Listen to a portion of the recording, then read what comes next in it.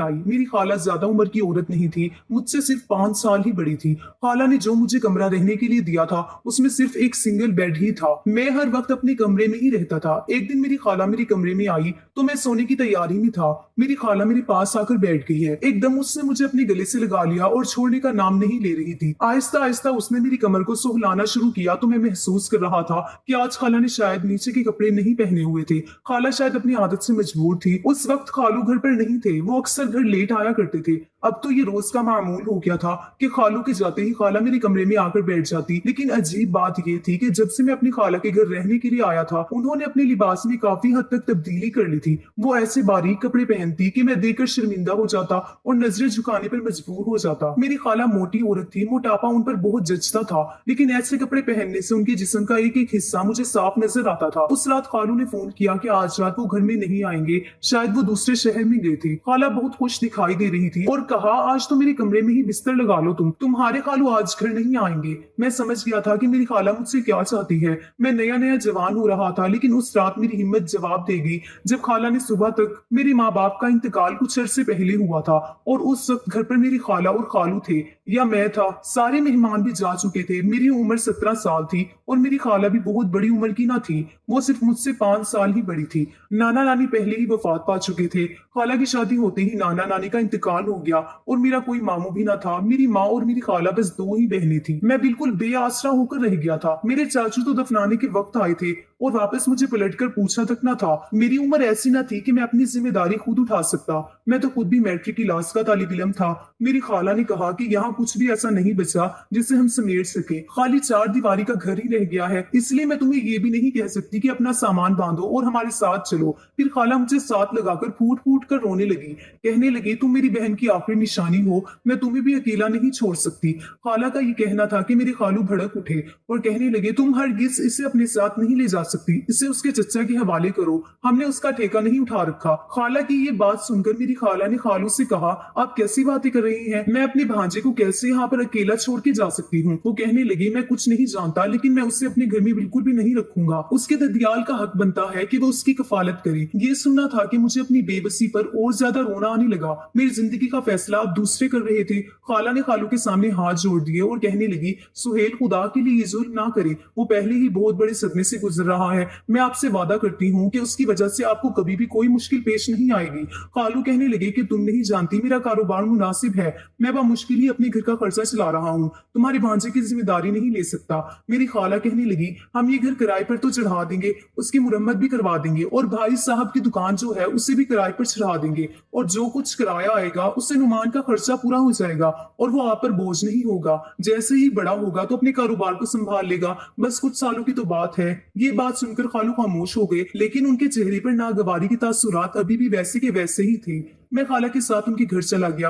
उनका घर 3 कमरों पर मुश्तमिल था। उसमें से एक कमरा खाला ने मुझे दे दिया जो कि बहुत ही छोटा था, जिसमें सिर्फ सिंगल बेड ही मौजूद था और अलमारी थी।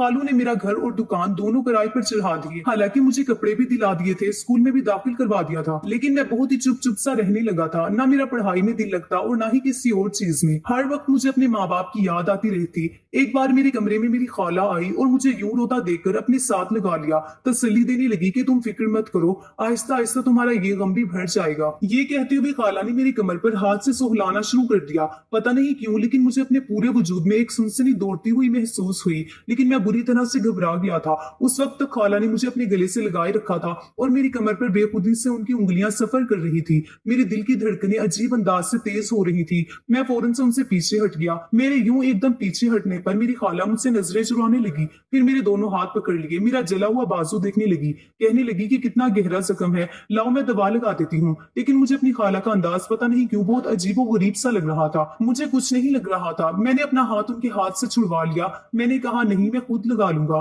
लेकिन उसके बाद तो जैसे ये सिलसिला चल ही निकला था। सुबह सवेरे खाला घर के सारे काम निपटाकर मेरे पास आकर बैठ जाती। मुझे तसल्ली देने के बहाने कभी मेरा कंधा सुहलाने लगती, कभी मेरी कमर सुहलाने लगती। मैं उनका हाथ पीछे कर देता। एक बार मैंने गुस्से से कहा कि खाला मैं ठीक हूँ, जो हो चुका है मैं उस बात को तस्लीम कर चुका हूँ, मैं पढ़ना चाहता हूँ, प्लीज आप कमरे से बाहर निकल जाएं। मेरे बिगड़े हुए रवैये को देखकर वो फौरन कमरे से बाहर चली गई। कहने लगी, मैं तुम्हारे लिए रात को निहारी बना दूंगी, तुम्हें पसंद है ना, शौक से खाते हो ना। लेकिन मैंने नफी में सर हिला दिया। मैंने कहा, नहीं, आप खालू की हैसियत देखकर ही खाना बनाएं, जो पकेगा मैं खा लूंगा। मुझे अच्छी तरह से अंदाजा हो गया है कि मेरे माँ बाप हयात नहीं है और फरमाइश सिर्फ अपने माँ बाप से ही की जाती है। आप लोगों का यही एहसान बहुत है कि मुझे अपने घर पर रखा है। खाला कहने लगी, तुम मेरे सबसे ज्यादा करीब हो और अपने होश में तो हो। मैं तुम्हें कैसे अकेला छोड़ सकती हूँ? मैं तुम्हारे लिए निहारी बना देती हूँ। ये कहकर वो कमरे से बाहर चली गई। रात को खालू जब घर में आए, निहारी देखी तो खाला से कहने लगे, मैंने तुमसे कहा भी है कि मेरे हालात के साथ समझौता करना सीखो, लेकिन तुम हो के बाजी नहीं आती। क्या जरूरत है ये सब बनाने की? मैं अभी प्लेट में निहारी डालने लगा था कि खालू की बात ने जैसे मेरी भूख ही मिटाकर रख दी थी। मैं मजबूरन उस घर में रह रहा था, वरना जिस किस्म का रवैया मेरे खालू का था, मेरा दिल नहीं चाहता था कि उनके साथ बैठकर खाना भी खाऊं। खाला ने जब देखा मैंने अपनी प्लेट में निहारी नहीं डाली बल्कि वापस रख दी, तो वो कहने लगी, नुमान खाना खाओ। फिर मेरे खालू से कहने लगी कि ये मैंने आपके पैसों से नहीं बनाई, जो किराया नुमान के घर और दुकान से आता है उन पैसों से बनाई है। ये कहना था कि मेरे खालू भड़कने लगे, अब तुम इस तरह के हिसाब किताब रखोगी तो ठीक है, फिर ये तुम्हारे भांजे के पैसों की बनी है तो फिर मैं क्यों खाऊं? ये कहकर वो फौरन खड़े हो गई। खाला कहने लगी, आप क्यों तमाशा बना रही हैं सुहेल? मैंने क्या आपसे कहा कि आप खाना नहीं खा सकते? आपने पैसों का बोला था, मैंने बता दिया। लेकिन खालू वहां नहीं रुके, अपने कमरे में चले गए। मेरा दिल भी खाने से बेजार हो चुका था। मैं भी उठने लगा तो खाला ने मेरा हाथ पकड़ लिया। कहने लगी, उनका तो रोज का तमाशा है, तुम बैठो इधर, तुम्हारे लिए तो मैंने निहारी बनाई है। ये कहकर खाला ने निहारी रोटी से लगाकर मेरे मुंह के करीब कर दी। ना दिल करते हुए भी मैंने वो खा ली। फिर मैं अपनी प्लेट में निहारी डालने लगा तो खाला कहने लगी कि आज मैं तुम्हें अपने हाथ से खिलाती हूँ। ये कहकर वो मुझे अपने हाथ से खाना खिलाने लगी। लेकिन जो बात मुझे बुरी लगी वो ये थी कि वो एक लुकमा मेरे मुंह में डालती और दूसरा अपने मुंह में, और मुसलसल टुकटुकी बांधे मुझे देखी जा रही थी। मुझे उनकी नजरों से अजीब सी उलझन हो रही थी। हालांकि वो मेरी खाला थी, लेकिन फिर भी अचानक क्यों मेरी सोच उनके रवैये को देखकर भड़कने लगी थी। एक बार मुझसे कहने लगी कि तुम अपनी उम्र से बहुत बड़े लगते हो, बिल्कुल रशीद भाई का ही नक्शा पाया है तुमने। रशीद मेरे वालिद का नाम था, और ये भी था कि मेरी शक्ल और सूरत अपने बाप से बहुत मिलती थी और देखने में भी उनकी तरह लगता हूँ। मेरी उम्र 17 साल की बजाय 22 साल की लगती थी। अपनी जमात में सबसे ज्यादा कदकाठ और खूबसूरत भी मैं था। मेरी खाला देखने में खूबसूरत थी, लेकिन खालू आम शक्ल और सूरत के मालिक थे। खालू बहुत तेज थे और खाला की कोई औलाद भी न थी। खाला की शादी को 9 साल गुजर चुके थे। शायद यही वजह थी कि उनके घर में हर वक्त कशीदगी का माहौल रहता था। खालू जब घर पर आते तो बात बात पर खाला से लड़ते और झगड़ने लगते। एक बार मैं नहाकर बाहर आया, तौलिए से अपने बाल खुश कर रहा था। उसी वक्त खाला नाश्ते का पूछने के लिए अंदर आ गई। मैं स्कूल के लिए तैयार हो रहा था। मुझे देखकर कहने लगी कि नाश्ते में क्या खाओगे? मैंने कहा, खाला जो आप रोज बनाती हैं वही ठीक है। ये कहकर मैंने तौलिया अपने सर पर पहुंचना शुरू कर दिया। मेरे बाल अभी गीले ही थे कि मैंने तौलिया बेड पर रख दिया और कंघा करने लगा, क्योंकि स्कूल से मुझे देर हो रही थी। वो कहने लगी, तुम्हें अपनी कोई भी परवाह नहीं है। ये कहकर उन्होंने मेरा हाथ पकड़ा और मुझे बेड पर बिठा दिया और तौलिया पकड़ा और मेरा सर साफ करने लगी। मुझे ये बात बड़ी अजीब सी लगी थी, क्योंकि मैं कोई छोटा बच्चा तो था नहीं जिसका हर काम खाला करे। अभी मैं उन्हें रोक ही रहा था, एकदम कमरे का दरवाजा खुला और सामने खालू खड़े थे। ये सब देखकर तो उनकी आंखें सुर्ख हो गई। शायद उन्हें ये बात अच्छी नहीं लग रही थी। खालू चिल्लाकर कहने लगे, तुम्हें बस इसी की फिक्र है, बाहर आओ और मुझे नाश्ता दो, मुझे देर हो रही है। ये कहकर वो चले गए। मैंने खाला से कहा कि मैं सर खुद भी साफ कर सकता हूँ, आप जाए जाकर खालू को नाश्ता दें। मैंने तौलिया उनके हाथ से खींच के बेड पर फेंक दिया और अपने बाल बनाकर बैग उठाया और बिना नाश्ते किए ही बाहर जाने लगा। लेकिन गेट पर पहुंचते ही मेरे कदम जैसे रुक गए, क्योंकि खालू खाला से लड़ रहे थे। वो कहने लगे, तुम अंधी हो गई हो क्या? कोई नुमान छोटा बच्चा नहीं है जिसके कमरे में तुम बेधड़क चली जाती हो, और वो जवान जहाँ लड़का है और तुम मुंह उठाकर उसके वो काम करती हो जो आज तक तुमने मेरे भी नहीं किए। उसके बाद खालू ने एक ऐसा राज बताया कि मेरे कदम वहीं जम गए। कुछ देर तो मैं सोच बूझ से गाफिल हो गया था। बड़ी अजीब सी हकीकत थी जो मैंने सुनी थी। बहरहाल मैं फौरन गेट से बाहर निकल गया। मेरे कदम तो स्कूल की जानिब बढ़ रहे थे, लेकिन मेरा दिमाग कुछ और ही सोच रहा था। मुझे समझ नहीं आ रही थी कि ये सब क्या है। फिर मुझे लगा कि शायद खालू झूठ बोल रही है, जो वो सोच रही है ऐसा कुछ भी नहीं होगा। शायद वो गुस्से में ये सब कह रही है। बहरहाल पूरा दिन स्कूल में गायब दिमागी से क्लास अटेंड करता रहा। घर आकर मैंने उस बात पर गौर से सोचा, फिर ये फैसला किया कि मुझे जल्द अज जल्द अपने पैरों पर खड़ा हो जाना चाहिए और यहाँ से निकल जाना चाहिए। लेकिन उसके बाद जो कुछ मेरे साथ हुआ, उसने तो मेरे पैरों के नीचे से जमीन ही निकाल के रख दी थी। रात को हर रोज मुझे खाला दूध के साथ बादाम खाने के लिए देती और कहती, ये खाकर सोया करो, तुम्हारा दिमाग तेज होगा। मैं रोज ही वो बादाम खाकर दूध पी लेता और उसके बाद बड़ी गहरी नींद सो जाता। सुबह सवेरे तरोताजा होने के बजाय मैं और भी ज्यादा खुद को अंदर बोझिल महसूस करता। लेकिन जब मैंने दूध पीने से इनकार किया तो खाला मुझे डांटने लगती, कहने लगती कि ये मत समझो कि तुम्हारे खालू के पैसों का है, ये तुम्हारे वालिद के घर घर और दुकान के किराए से मैंने मंगवाया है ताकि तुम्हारी सेहत भी खराब ना हो। मैंने कहा मेरा दिल नहीं चाह रहा, लेकिन उन्होंने तो मेरे कंधे पर बाजू को फैलाकर दूध का गिलास मेरे मुंह के करीब कर दिया। कहने लगी चलो शाबाश पियो इससे। पता नहीं क्यों खाला मेरे हर वक्त करीब होने की कोशिश करती रहती। मजबूरन ही मुझे वो दूध का गिलास पीना पड़ा। मेरे पेपर्स होने वाले थे, इसलिए मैंने सोचा कि रात को जाग कर पढूं। खाला कमरे से जा चुकी थी। मैंने कमरे का दरवाजा बंद किया और अपनी किताबें खोल कर बैठ गया, लेकिन मुझे ये महसूस हुआ जैसे मुझ पर गनूद की तारी हो रही है। मैं सोना नहीं चाहता था, मुझे पढ़ना था, लेकिन मेरी आंखें तो यूं थी जैसे मेरे इख्तियार में न थी। देखते देखते ही मैं गहरी नींद में जा चुका था और फिर रात के किसी पहर मेरी आंख खुली। मुझे अजीबो गरीब महसूस हो रहा था, लेकिन शायद उस कैफियत को लफ्ज नहीं दे पा रहा था। लेकिन मैं बहुत गहरी नींद में था। इतनी गहरी नींद मुझे एहसास तो हो रहा था जैसे कोई अजीब सी आवाज मुझे आ रही है। दबी दबी थी, शायद बिल्लियों की थी या किसी औरत की, मुझे समझ ना आई। गहरी नींद की वजह से मेरी आंखें खुलने से कासिर थी। मेरा दिमाग सुन्न होने लगा। जब मैं सुबह उठा तो मेरा जिस्म बेहद बोझल था। मैं उठकर बैठा, मुझे लगा किताबें बिखरी पड़ी हैं, क्योंकि मैं अपने कोर्स की किताब पढ़ते पढ़ते ही गहरी नींद में सो गया था। लेकिन बेड पर कोई किताब न थी। दूसरी बात जिसने मुझे हैरत में मुब्तला किया वो ये थी कि बेड की चादर दूसरी जानिब से बिखरी हुई थी। मैंने अपना घूमता हुआ सर पकड़ा जो अभी अभी नींद की गुनूदगी में था। वॉशरूम जाकर ठंडे पानी से मैंने मुंह पर छींटे मारे। फिर जाकर मेरा दिमाग कुछ काम करने लगा था। मैं कमरे में वापस आया तो देखा बेड पर एक सोने का टॉप्स पड़ा था जो कि किसी खातून का था। ये देखकर मुझे बड़ी हैरत हुई थी। भला मेरे कमरे में एक खातून का टॉप्स कैसे आ सकता है। मैंने वो टॉप्स पकड़ा और मैं उसी के बारे में सोच रहा था जब कमरे का दरवाजा खुला और तेज कदमों से खाला अंदर आई। मैंने अपनी मुट्ठी में टॉप्स दबोच लिया। मैंने कहा जी खाला कहिए। वो बेहद परेशान थी, लेकिन गीले बालों से लग रहा था कि अभी नहा कर आई है। कहने लगी कुछ नहीं, वैसे ही तुम्हारे कमरे की चादर ठीक करने आई थी। मैंने कहा रहने दे, मैं खुद ठीक कर लूंगा। वो कहने लगी नहीं नहीं मैं कर देती हूँ, तुम क्यों काम करोगे। मैंने कहा खाला रात को मैं पढ़ते पढ़ते सो गया था, मेरी किताबें यही बिखरी पड़ी थी, लेकिन सुबह तक तो सब समेटा हुआ था। कहने लगी हाँ मैं तुम्हारे कमरे में आई थी, तुम बेखबर सो रहे थे, इसलिए मैंने किताबें उठा के टेबल पर रख दी। मैंने उसके बाद कोई भी सवाल न किया, लेकिन मेरे दिमाग में अजीब सी सोचें घूम रही थी।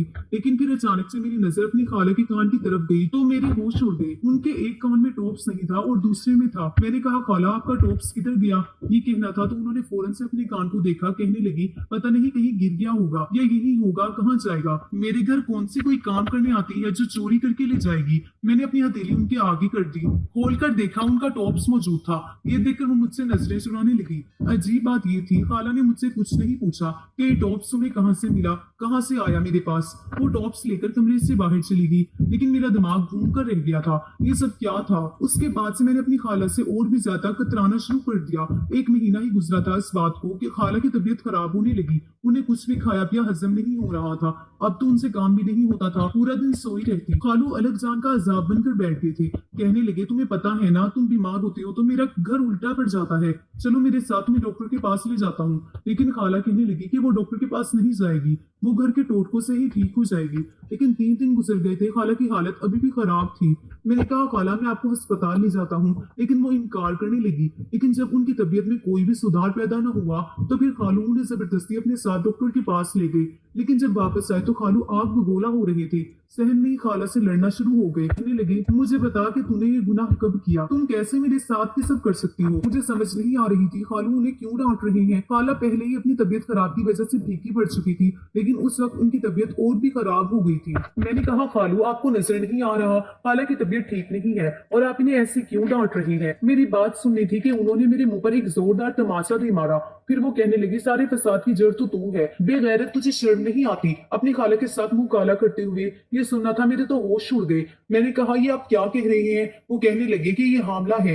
ये सुनना था कि मैं चुप हो गया। मैंने कहा ये आपकी बीवी है, अगर वो उम्मीद से हो गई है तो आपको तो खुश होना चाहिए। कई साल से आप बे औलाद हो और अब अगर अल्लाह ने आपको औलाद की नियमत से नवाज दिया तो बजाय आप शुक्र अदा करने के और खुश होने के आप उल्टा इल्जाम लगा रही हैं, और वो भी मुझ पर। आप होश में तो हैं। ये मेरी खाला लगती है, मेरी माँ की बहन है। मैं कैसे कोई गुनाह कर सकता हूँ। ये तो मेरे लिए बिल्कुल माँ जैसी है। मेरा ये कहना था कि खालू कहने लगे मैं एक बांझ मर्द हूँ, औलाद पैदा नहीं कर सकता, और ये तुम्हारी सगी खाला नहीं है, ना ही तुम्हारी माँ की सगी बहन है। तुम्हारी वालदा की चच्ची की अपनी बेटी तुम्हारी नानी को दी थी, क्योंकि तुम्हारे चाचू का इंतकाल हो गया था और चच्ची की शादी उसी के घर वाले दूसरी जगह करना चाहते थे। लेकिन जहाँ उसका रिश्ता तय हुआ था वो लोग बेटी को रखने के हक में न थे, इसलिए तुम्हारे वालिदैन ने उसे बेटी बनाकर रख लिया। और जब मेरी उससे शादी हुई तो उन्होंने ये बताया कि उसकी सगी बहन नहीं है। इस हिसाब से तुम्हारी खाला नहीं है। जो कुछ तुम दोनों ने किया है मैं कभी भी इस औरत को अपने साथ नहीं रख सकता। मुझे तो लग रहा था कि कि किसी ने मेरे सर पर कोई बम फोड़ दिया हो। यही बात उस वक्त खालू ने मेरी खाला से की थी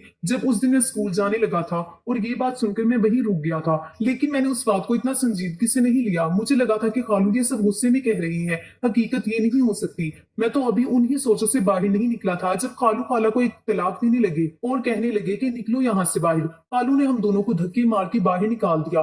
खाला रोई जा रही थी। वो वक्त ऐसा न था कि मैं उनसे कोई सवाल जवाब करता हूँ, इसलिए मैं उन्हें अपने घर ले आया। वहां के किराएदारों को भी 2 दिन का वक्त दिया कि वो घर खाली कर दे। मैं कमरे में खाला को लेकर बैठ गया, लेकिन मैं समझ नहीं पा रहा था कि उनसे बात कैसे शुरू करूं। मैंने कहा कि आप शायद मुझे नशे का दूध देकर गुनाह करती थी। ये सब क्या कर दिया, क्यों किया? अगर मेरी सगी खाला नहीं थी तब भी मैंने आपको हमेशा माँ का दर्जा दिया था। लेकिन खाला ने मुझे कोई जवाब ना दिया, बस मुझे अजीब नजरों से देखने लगी। किराएदार जा चुके थे। उस घर में सिर्फ मैं और मेरी खाला ही रह गए थे। मैंने उन्हें कहा कि ये गुनाह अपने वजूद से खत्म करें, क्योंकि मैं किसी भी रिश्ते को नहीं जानता ना मानता हूँ। खाला ने तब भी मुझे कोई जवाब ना दिया। 9 माह का वक्त ऐसे ही गुजर गया था, लेकिन जैसे उनके घर में बेटी पैदा हुई उन्होंने उसका डीएनए टेस्ट करवाया जो कि उसके शोहर के साथ मैच था। फिर उससे मुझे सारी हकीकत बताई। मेरा शोहर बांझ था लेकिन काबिल इलाज था, लेकिन इलाज नहीं कराता था। लेकिन फिर भी मैं चोरी छुपके उसे हकीम की दवा पिला रही थी। उसे पिलाने के बाद वो बिल्कुल बेकाबू हो जाता था, तो मैं इसलिए तुम्हें नींद की दवा देती थी ताकि तुम कमरे से बाहर ना निकलो। ये बच्चा मेरे शोहर का है। अगर मैं पहले उसे यकीन दिलाती तो मेरी एक बात ना सुनता,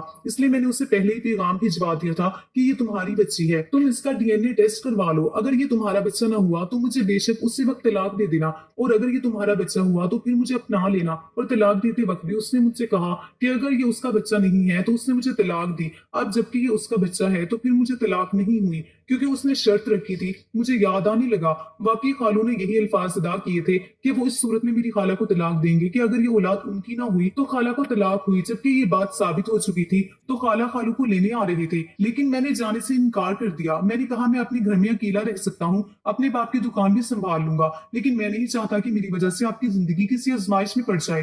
खाला कहने लगी कि तुम्हें अगर ये लगता है मैंने तुम्हारे साथ कुछ गलत किया तो ऐसा कुछ नहीं है। मैं भी तुम्हें बेटी की तरह समझती थी, और उस दिन जो टॉप्स मेरा गिरा था वो शायद तुम्हारी किताबें उठाते वक्त गिर गया होगा।